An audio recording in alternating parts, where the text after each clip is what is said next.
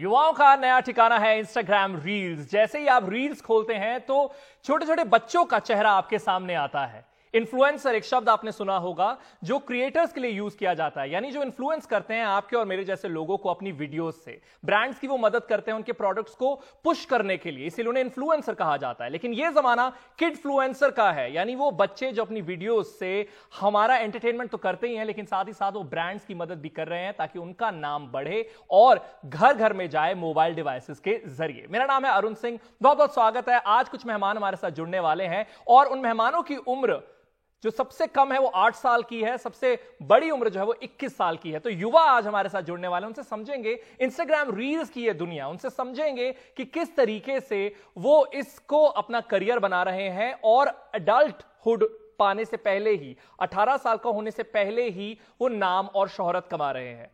तो बिना किसी देरी के जो हमारे गेस्ट हैं उनसे आपका इंट्रोडक्शन करा देते हैं। सबसे पहले तारिणी शाह, 21 साल की हैं, कॉलेज में माफ कीजिएगा 19 साल की हैं, कॉलेज में पढ़ाई करती हैं और इन्फ्लुएंसर भी हैं। बाकी जो हमारे मेहमान हैं वो जल्द ही जुड़ने वाले हैं। तारिणी, बहुत बहुत स्वागत है आपका। सबसे पहले आप बताइए कि कब आपने शुरुआत की और कब आपको लगा कि हाँ, I am here, I have arrived. तो मैंने इस तरह की शुरुआत अप्रोक्सीमेटली 2 इयर्स पहले की थी एंड मैंने तो मतलब लॉकडाउन हुआ था तो आई जस्ट स्टार्टेड इट। हमारे दूसरे मेहमान हैं जिनकी वीडियो आप शुरू से देख रहे हैं, उनसे भी आपका परिचय यहां पर करवा देते हैं। कोचर भाई बहन, कोचर सिबलिंग्स इन्हें हम कह रहे हैं, वो भी हमारे साथ जुड़ चुके हैं। बहुत बहुत स्वागत है आपका। और अनान्या है, शनाया है, सियान है। अनान्या की उम्र 10 साल की है, शनाया की 8 साल की और सियान मात्र 6 साल के हैं। तो सियान, सबसे पहला सवाल आपके लिए है। आप 6 साल के हैं, मुझे एक्सप्लेन कीजिए कि आप क्या करते हैं। मैं 29 साल का हूं, मुझे एक्सप्लेन कीजिए आप करते क्या हैं। मैं एक इन्फ्लुएंसर हूँ और मैं इंस्टाग्राम के ऊपर हूँ। मेरा इंस्टाग्राम आईडी है सियान सिंह 13। ओके, तो इंस्टाग्राम जो है वो 13 साल से कम उम्र के जो यूजर्स हैं उन्हें अलाउ नहीं करता है, तो उनके लिए उनके पेरेंट्स उनका अकाउंट हैंडल करते हैं। और वहीं कई ऐसे रूल्स हैं जिससे जो टीनेजर्स हैं उनके लिए सेफ स्पेस भी बन पाए इंस्टाग्राम। तो ऐसे में जो 3 भाई बहन आपके सामने हैं, उनके माता पिता उनका अकाउंट जो है वो रन करते हैं। अनान्या, आपसे मैं सवाल पूछना चाहूंगा, जो फेम है वो पाकर आपको कैसा लगता है? जब आप एयरपोर्ट पर जाते हैं, जब आप कहीं बाहर शॉपिंग के लिए जाते हैं, लोग आपको पहचानते हैं, वो एक्सपीरियंस कैसा लगता है? आप मात्र 10 साल की हैं। हमें बहुत अच्छा लगता है जब कोई हमारे से आके मिलता है, हमारे बारे में अच्छा बोलता है एंड आई लव कि वो फोटो खिंचवाते हैं हमारे साथ आके। लाइक जैसे आपको पता है मैं इन्फ्लुएंसर है, सो या। शराया, आप बताइए कि इन्फ्लुएंसर इस शब्द का आपके लिए क्या मतलब है, क्या समझती हैं आप? मीन्स लाइक हम इंस्टाग्राम पे बहुत फेमस हैं एंड अच्छा, इनके माता पिता से भी बाद में बात करेंगे, लेकिन अगला सवाल भी मेरा शनाया से ही है। आप बताइए, जब आप जो भी एक्टिंग करती हैं, लिपसिंग करती हैं, वो किसी ने सिखाया है या आप जब से पैदा हुई हैं तब से कर रही हैं? नहीं, मैं खुद ही करती हूँ, मेरे को किसी ने सिखाया नहीं है। और सियान, आप 6 साल के हैं सिर्फ, आप बताइए आपको किसने सिखाया ये? पापा मम्मा। पापा मम्मा वो भी एक्टिंग करते हैं? यस जी, इनका पूरा परिवार जो है उनका YouTube पर भी काफी बड़ा सब्सक्राइबर बेस है। तारिणी, तो आप बताइए, जो सवाल मैंने पूछा था उसका जवाब पूरा कीजिए कि आपको कब पता लगा कि हाँ, अब मेरे काफी इंस्टाग्राम पर लोग मेरे साथ जुड़ चुके हैं और वो जो फेम है कहीं ना कहीं बढ़ रहा है। सो मैंने 2 साल पहले ये करना चालू किया था एंड लॉकडाउन हुआ, सो आई जस्ट स्टार्टेड इट कि मतलब कुछ काम नहीं है, so let's just go on Instagram and make videos. तो उस तरीके से मैंने स्टार्ट किया एंड इवेंचुअली आई रियलाइज कि बहुत सारे लोग मुझे फॉलो कर रहे हैं, उन्हें पसंद आ रहा है जो मैं कर रही हूँ and I have a platform जहाँ पे मैं लोगों को एडुकेट कर सकती हूँ, I can help them and I can entertain them.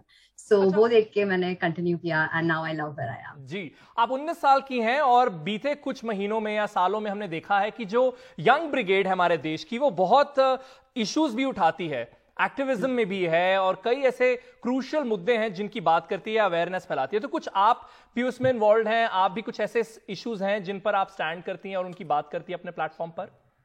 सो एक इशू है जिसके बारे में मैं बहुत बात करती हूँ इज हेट, जो इंस्टाग्राम पे लोगों को मिलता है, and sometimes it's valid, sometimes it's not. So selectively I talk about it and I help people के उनको समझाने में कि हर टाइम हर चीज पे हेट करना इज नॉट ओके, क्योंकि there are kids, as right now you have on your interview, कि there are kids over here as well जिनके ऊपर मतलब आप उन्हें इतना हेट करोगी तो उनके लिए अच्छा नहीं है वो. So that is what I mainly talk about. तो बहुत जल्द जो कोचेड सिबलिंग्स हैं उनके पेरेंट्स के साथ भी हम जुड़ेंगे अपनी टीम से, ये मेरी रिक्वेस्ट है कि उनके साथ भी जल्द ही हमारा राब्ता कायम हो. लेकिन उससे पहले एक सवाल हम तारिणी से और पूछ लेते हैं कि जब हम इन्फ्लुएंसर की बात करते हैं, ब्रांड्स आते हैं, तो अब इन्फ्लुएंसर्स नए सेलिब्रिटीज हैं, अब ब्रांड्स जितने भी हिंदी फिल्म के सितारे हैं उनके पास जाने से पहले आप लोगों के पास आते हैं. तो आप बताइए कि जब आपके पास कोई ब्रांड आता है तो किस तरीके से आप हैंडल करती हैं, कैसे डिसाइड करती हैं कि आप किस तरीके से अपने कंटेंट में उसे इंटीग्रेट करेंगी? Okay. So the major reason कि brands influencers के पास आते हैं because influencers have this specific audience जो brand के लिए है. So my audience would be 18 to 24. जो अगर कोई brand है like a makeup brand जिसको आना है, so they will come to me. And वो connection भी होता है एक influencer और audience base के बीच में, which is why the brand comes to the influencer. So when a brand comes to me, I see कि वो brand क्या मेरे से relate होता है. एंड अगर वो होता है सो देन ब्रांड और मैं बात करते हैं कि उन्हें क्या चाहिए और मुझे क्या चाहिए, and then we come to the middle ground जहां पे हम डिसाइड करते हैं कि हाँ ये वीडियो होगा जिसमें मैं तुम्हें इंटीग्रेट करूंगी, एंड दैट्स द वे कि my audience will relate to your brand the most. So या हेट की आपने बात की, तो जैसे आपकी भी हम काफी लिप सिंकिंग वीडियोस भी देख रहे हैं और रील्स पर गाने खूब पॉपुलर रहते हैं, लेकिन कुछ लोगों का ये भी मानना रहता है, मैं कई कमेंट सेक्शन में मैं देखता हूं कि अरे ये तो बहुत आसान काम है, अरे ये लिप सिंकिंग कर रहे हैं, दिस इज नॉट कंटेंट, वो ऐसा कहते हैं. तो ऐसे में आप क्या रिस्पॉन्स उन्हें देना चाहती हैं? पहली चीज होती है कि हर इंसान को रिस्पॉन्स देके कुछ होने नहीं वाला इंटरनेट पे, क्योंकि हर इंसान की सोच अलग होती है और सबको आप अपनी सोच में नहीं दबा सकते हो. सो यूजुअली तो मैं रिप्लाई नहीं करती, but if it's something that you know कि I can explain to them, तो we have a general normal conversation in the comment section and सब अपने अपने थॉट्स लिखते हैं. Like the reason for the comment section is for everyone to write their thoughts down. तो everyone has their own thoughts, so kabhi kabhi you let it go and sometimes you explain and you try to explain hua to good for you, par nahi hua to you let it go. Okay, honestly बताइए कितने लोगों को दिन में आप restrict या block करती हैं? 5-6 मैक्स, उससे ज्यादा नहीं, क्योंकि लाइक हेट भी एंगेजमेंट होती है, सो व्हाई नॉट. जी, अगले हम मेहमान पर जाएंगे, उससे पहले लेकिन एक झलक आपको दिखा देते हैं उनकी भी. रोनित आशरा उनका नाम है. कि रोनित, बहुत बहुत स्वागत है एनडीटीवी पर आपका. आप मुझे बताइए कि किस तरीके की है आपकी दुनिया. आज हम समझने की कोशिश कर रहे हैं कि जो युवा हैं जो रील्स पर राज कर रहे हैं उनकी दुनिया कैसी. आप बताइए कि आपकी दिनचर्या किस तरीके की होती है, सुबह उठते आप क्या अपना स्केड्यूल बनाते हैं और क्या आपकी दिनचर्या कैसी रहती है? मेरा तो ऐसा होता है कि मुझे अपनी पहले बेस वीडियो बनानी पड़ती है जिसपे मैं मिमिक करूंगा. तो पहले कुछ दिन मेरे को उसमें लग जाते हैं एंड फिर मेरी वीडियोस ऐसा होता है कि बहुत टाइम लगता है उसको बनाने में, क्योंकि I have to see it again and again कि वो सही बने. तो एक पूरा दिन, जैसे मैं अगर 12 बजे से शुरू करूं तो 12 बजे से फिर 7-8 बजे तक चलती है वीडियो और उसी में फिर टाइम निकल जाता है सारा. और अभी इस तरीके का आपको जो फेम मिल रहा है, इतने सारे फिल्मी सितारे हैं वो आपकी प्रशंसा करते हैं, वो जानकर आपको कैसा लगता है? बहुत अच्छा लगता है, क्योंकि आपको कभी लगा नहीं था ना कि आप मतलब ऐसे इन लोगों से बात कर पाओगे या इस लेवल तक पहुंच पाओगे. लेकिन अभी जब मेरे को एप्रिसिएशन मिलता है इस चीज का कि मेरी वीडियो अच्छी है, उनको पसंद आई, बिना उनको लगे कि वो हेटफुल हो, तो मुझे बहुत अच्छा लगता है. इंस्टाग्राम पर 16 लाख लोग आपको फॉलो करते हैं. बहुत सारी कंट्रीज ऐसी होंगी जिनकी पॉपुलेशन इतनी नहीं होगी, तो उस बारे में आपका क्या कहना है? आपको वो बिजी रखता है कि बहुत सारे रिप्लाईज, बहुत सारे कमेंट्स देखना, वो आपको ऑक्यूपाइड रखता है पूरा दिन? ऐसा था कि पहले जब नहीं थी इतनी ऑडियंस तो इतना कंटेंट के बारे में सोचता नहीं था, लेकिन अब सब कुछ देखना पड़ता है कि बैकग्राउंड ठीक है या नहीं, सेम है या नहीं, अभी ये देखना पड़ता है एंगल सही है या नहीं. कौन आपकी मदद करता है सेट बनाने में, या फिर वो जो कॉस्ट्यूम्स आप बनाते हैं? कॉस्ट्यूम्स तो मैं खुद ही बनाता हूँ, क्योंकि अगर मैं किसी और को बनाने दूंगा तो मेरी क्रिएटिविटी खत्म हो जाएगी उसमें. बाकी मैं जो एंगल्स के लिए मैं कभी कभी खुद करता हूँ, कभी कभी मैं कैमरामैन को बुला देता हूँ करने के लिए. और आपके पास ब्रांड्स आते हैं या कहें फिल्म्स आती हैं या वेब सीरीज आती हैं प्रमोशन के लिए, तो वो आपको कैसा लगता है? मेन स्ट्रीम हीरो हीरोइंस को आप पुश करते हैं? हाँ जी, ओटीटी प्लेटफॉर्म्स आते हैं मेनली, क्योंकि उनका एक जैसे भी तारिणी ने बोला था कि उनका एक ब्रांड्स का एक वो होता है कि इस कंटेंट क्रिएटर को हम ये देंगे और इस कंटेंट क्रिएटर को हम ये देंगे जिसकी ऑडियंस उससे मिलती जुलती हो। तो मेरी मेनली ऐसा होता है कि मैं इन सबको इंटीग्रेट कर सकता हूँ अपनी वीडियोस में, इसलिए mostly OTT platforms and movies and stuff मेरे पास में आ जाते हैं। अच्छा, आपके बायो में लिखा हुआ the boy in a wig, तो आप अलग अलग किरदार निभाते हैं और अक्सर ऐसा होता है कि जब कोई लड़का इस तरीके के कैरेक्टर प्ले करता है, जब लड़की ऑपोजिट जेंडर का कैरेक्टर प्ले करती है, तो कई ऐसी आलोचना भी आती है कमेंट्स में, क्योंकि सोशल मीडिया पर हर तरीके के लोग हैं। आप उससे कैसे डील करते हैं और क्या आपको इस तरीके के कुछ कमेंट्स आते हैं? मुझे हमेशा जब भी पूछा जाता है ना, मुझे कभी भी दिमाग में नहीं आता कि वो क्या पूछ रहे हैं, मतलब क्या हेट आया है मुझे, क्योंकि मैं हमेशा इग्नोर कर देता हूँ और जो भी होता है उसको रिपोर्ट एंड ब्लॉक का तो ऑप्शन है ही आपके पास में। बस कमेंट्स में जो आता है मुझे ज्यादा नहीं आता, मुझे थोड़ा सा आता है, लेकिन मैं फिर उसको इग्नोर कर देता हूँ। बहुत बढ़िया करते हैं आप। तो कोचर भाई बहनों से भी हमने बात की थी, उनके जो माता पिता है वो हमारे साथ अब फिलहाल जुड़ गए। हम हेट की बात कर रहे थे, बच्चों की उम्र बहुत छोटी है। जहां तक तीनों बच्चों की बात करें तो एक की उम्र 10 साल की है, एक की 8 की और एक की मात्र 6 साल की। तो रमनीक, आपकी तरफ सवाल ये है कि ये एक ऐसा प्लेटफॉर्म है जहां पर हर कोई कुछ भी किसी भी वक्त लिख सकता है, तो उससे कैसे बचाते हैं आप बच्चों को? देखिए, इसके अंदर ऑप्शन रहती है कि हम फिल्टर लगा सकते हैं और उसके अंदर आप कमेंट जो भी बैड वर्ड्स हैं, you can stop those words. But जहां तक रही हमारी बात, हमारा जो कंटेंट है फैमिली कंटेंट रहता है, बिल्कुल क्लीन कंटेंट रहता है, एंटरटेनमेंट कंटेंट रहता है। तो बाय गॉड्स ग्रेस हम लोगों को ऐसे कोई नेगेटिव कमेंट्स नहीं आते हैं। सब लोग बहुत अप्रिशिएट करते हैं, बहुत प्यार करते हैं, हम बहुत थैंकफुल हैं। और बच्चों के सामने जो फेम आता है उसे वो कैसे हैंडल करते हैं उसकी बात भी हम करेंगे छोटे से ब्रेक के बाद। एक छोटे से ब्रेक के लिए रुकने वाले हैं, लेकिन उसके बाद भी चर्चा जारी रहेगी। देखते रहिए एनडीटीवी इंडिया। चर्चा चल रही है इंस्टाग्राम रील्स के बारे में। मेरा नाम है अरुण सिंह और हम बात ये कर रहे हैं कि युवाओं का बोलबाला है इस प्लेटफॉर्म पर। और आज हमारे साथ जो मेहमान हैं, सबसे छोटे मेहमान 8 साल के हैं, सियान को आप देख पा रहे हैं स्क्रीन पर, और जो सबसे बड़ी उम्र भी जिनकी है वो भी सिर्फ 19 साल की है, तारिणी। तो ये सब मेहमान हमारे साथ जुड़े हैं, इनकी दुनिया समझने की कोशिश कर रहे हैं। जो बच्चे इन्फ्लुएंसर है उन्हें किडफ्लुएंसर का नाम आजकल दिया जा रहा है और ब्रांड्स इनके पास मदद के लिए पहुंचते हैं। आप सोचिए 2021 है जहां पर एक बड़ा ब्रांड जो मिलियंस में कमाता है वो एक 8 साल के बच्चे के पास आता है कि हमारे ब्रांड को प्रमोट कर दीजिए। तो ये 2021 की सच्चाई है। जो कोचर सिबलिंग्स हैं उनके पेरेंट्स के पास मैं जाना चाहूंगा। हमने ब्रेक से पहले बात की थी कि जो हेट आती है उसके बारे में। अब जो फेम है, जो अच्छी चीजें हैं, वो भी बच्चों के पास बहुत जल्दी आ रही है। तो क्या आपको लगता है कि, मैं मदर से पूछना चाहूंगा, आपको लगता है कि उसका कुछ जो नुकसान है वो उनकी मानसिक स्थिति पर हो सकता है, जो इतनी जल्दी फेम और पॉपुलैरिटी उन्हें मिलती है? आप सही कह रहे हैं, मगर काफी हद तक, जैसे अभी तो ये बहुत छोटे हैं, तो we keep a check on everything. हम इनको सब कुछ अपने आप नहीं करने दे रहे हैं।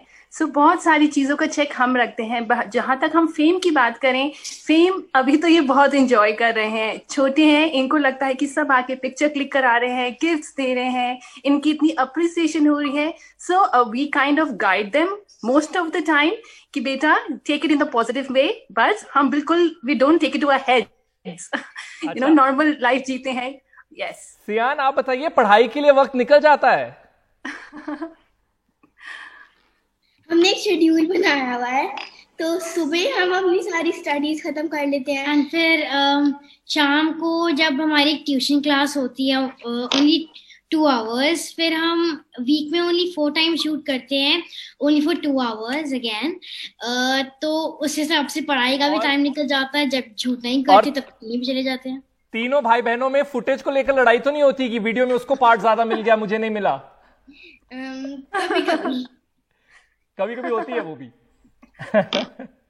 अच्छा, अब रोनित, आपके पास मैं आना चाहूंगा क्योंकि हम इन्फ्लुएंसर्स की बात कर रहे हैं और बहुत सारे लोग जानना चाहते हैं कि ये करियर की तरह इसे किस तरीके से लिया जा सकता है। आप मुझे बताइए, मैं यहां पर पर्सनल नहीं हो रहा और आपकी कमाई के बारे में बात नहीं कर रहा, लेकिन आप मुझे बताइए रोनित कि अगर कोई शुरुआत करना चाहे करियर बनाने की इन्फ्लुएंसर के तौर पर, तो किस तरह की अपॉर्चुनिटी है, किस तरीके की कमाई है जो उनका इंतजार कर रही है? अपॉर्चुनिटी तो बहुत अच्छी है, लेकिन आपका कंटेंट भी वैसा होना चाहिए जो ब्रांड्स को, या फिर आपका ब्रांड जो एक आपका वो होता है ना कि आपका वैसे ब्रांड्स अप्रोच करें, आपका वैसे आइडेंटिटी भी होनी चाहिए सोशल मीडिया पे, वरना यूजुअली जो लिपसिंकर्स होते हैं आई डोंट थिंक उनके पास में इतना वो आता है कि मतलब brand deals and all.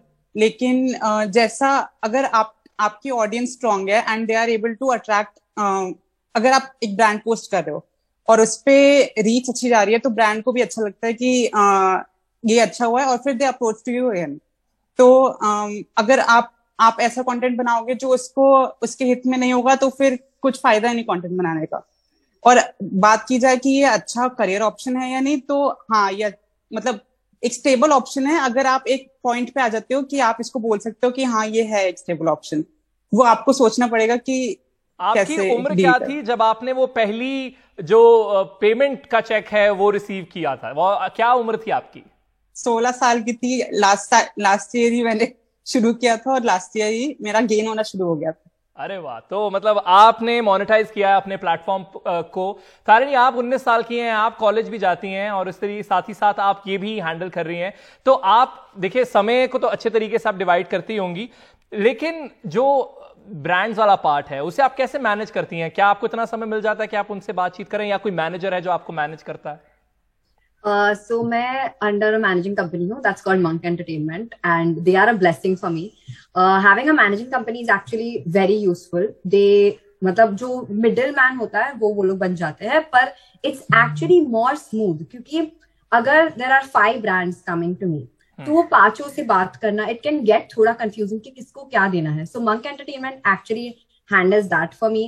They also मतलब वो लोग बहुत सारी छोटी छोटी चीजों में भी हेल्प करते हैं कि आपका ब्रांड अपीयरेंस कैसा होना चाहिए, कि आपको मतलब दे आल्सो सजेस्ट बिकॉज उनके पास इतना एक्सपीरियंस होता है, they help you out a lot. So having a manager is actually very very useful. अब क्योंकि जो दर्शक हमारे साथ जुड़ रहे हैं जिनके लिए दुनिया नहीं है इन्फ्लुएंसर्स की या कंटेंट क्रिएशन की, उन्हें बता दो कि बहुत सारे ऐसे क्रिएटर्स हैं जिन्हें मैनेज करने के लिए अलग एक कंपनी होती है और वो इन क्रिएटर्स को मैनेज करती है और वो इनका समय भी मैनेज करती है, इनकी डील्स भी मैनेज करती है. आखिर में एक पैंडेमिक की बात कर लेते हैं. रमनीक जी, आप बताइए कि क्योंकि आपके बहुत सारा कॉन्टेंट जो है ट्रैवल रिलेटेड होता है, आउटडोर भी होता है, पैंडेमिक में वो सब रिस्ट्रिक्ट हो गया होता है, तो क्या उससे उसका असर आया है कुछ आपके कंटेंट पर, वीडियोस पर, बच्चों पर?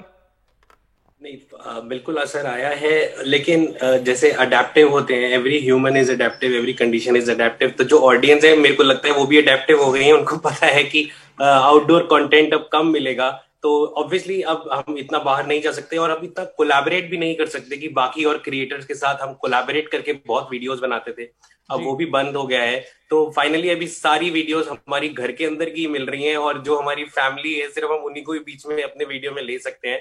बट लेकिन इसमें ऐसा कोई दिक्कत नहीं हुई है. इनफैक्ट जब से ये लॉकडाउन लगा है, व्यूज बहुत बढ़ गए हैं, सब लोग वेले घर पे बैठे हैं, जो है वो ज्यादा बढ़ गया है. आखिर में रौनक, मेरे सामने आपकी प्रोफाइल खुली हुई है और बहुत सारे सेलिब्रिटीज के साथ में वीडियो की है. आपका फेवरेट सेलिब्रिटी कौन है, आप मुझे बताइए. मेरा फेवरेट एक्टिंग में आलिया भट्ट है. मुझे उनकी बबलीनेस बहुत पसंद है. अच्छा, और वहीं आखिर में हमारी पूरे शो में कोशिश रही शिवांजलि को लेने की, पर उनके साथ संपर्क नहीं जुड़ पा रहा था. वो जुड़ गई हैं शिवांजलि पोरजे. 9 साल की हैं मात्र, बहुत कम समय हमारे पास, लेकिन शिवांजलि आपके बिना ये अधूरा रहेगा शो. आप बताइए कि आपको कैसा लगता है कि आप इतनी छोटी उम्र में ब्रांड्स के साथ काम कर रही हैं, एक्टिंग भी आप करती हैं और वीडियोस बनाती हैं.